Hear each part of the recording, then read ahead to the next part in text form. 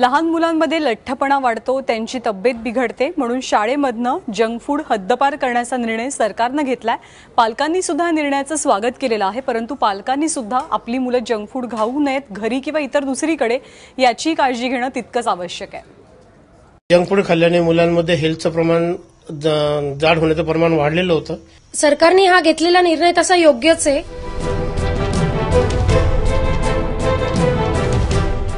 शाळेच्या कॅन्टीनमधून junk food हद्दपार झाल्याचा पालकांना आनंद झालाय, कारण जंक फूडमुळे होणाऱ्या समस्यांना आळा बसेल अशी आशा आहे। सरकारच्या नव्या परिपत्रकानुसार शाळांच्या उपहारगृहातून बिस्किटे, चॉकलेट, नूडल्स, पिझ्झा, बर्गर, बटाट्याचे चिप्स सारखे तळलेले पदार्थ, बर्फाचे गोळे, शीतपेय, रसगुल्ला, गुलाबजामुन, पेढा, कलाकंद, पाणीपुरी, गोळे आणि कॅन्डी, जिलेबी, बुंदी, इमरती, केक, बन्स, पेस्ट्री, जाम आणि जेली यावर आता बंदी आली आहे। तर आता त्याऐवजी गव्हाची रोटी, पराठा, पालेभाज्यायुक्त पदार्थ, भात, भाजी, पुलाव, डाळ, काळा चणा, गव्हाचा हलवा, राजमा, कढी, उपमा किंवा खिचडी, टोमॅटो,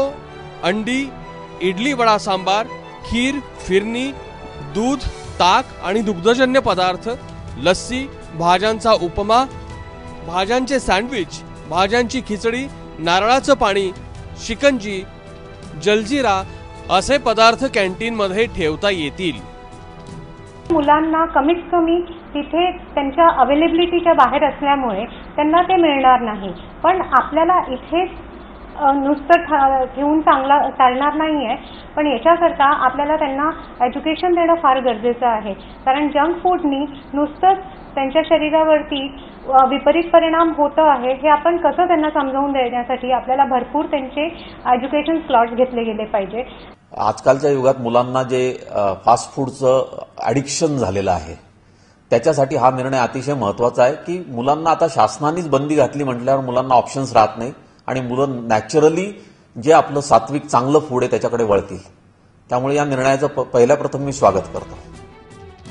जास्त मीठ, साखर आणि मेदयुक्त पदार्थांमुळे स्थूलपणा, दातांचे विकार, मधुमेह आणि हृदयरोगासारखे विकार बळावतात। सरकारने हा घेतलेला निर्णय तसा योग्यच आहे, कारण जंक फूड, इतर पदार्थ, चायनीज वगैरे असे पदार्थ खाऊन मुलांमध्ये तब्येत खराब होणं किंवा इतर त्रास होणं याचं प्रमाण वाढलेलं आहे। जंक फूड खाल्ल्याने मुलांमध्ये हेल्थचं प्रमाण जाड होण्याचं प्रमाण वाढलेलं होतं। हा निर्णय अतिशय योग्य आहे, पण या निर्णयाची जर अंमलबजावणी झाली सगळीकडे तर फार योग्य होईल।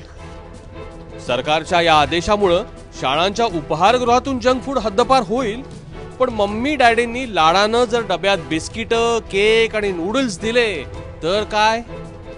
वेदांत नेबसह प्रांजल कुलकर्णी, एबीपी माझा, नाशिक।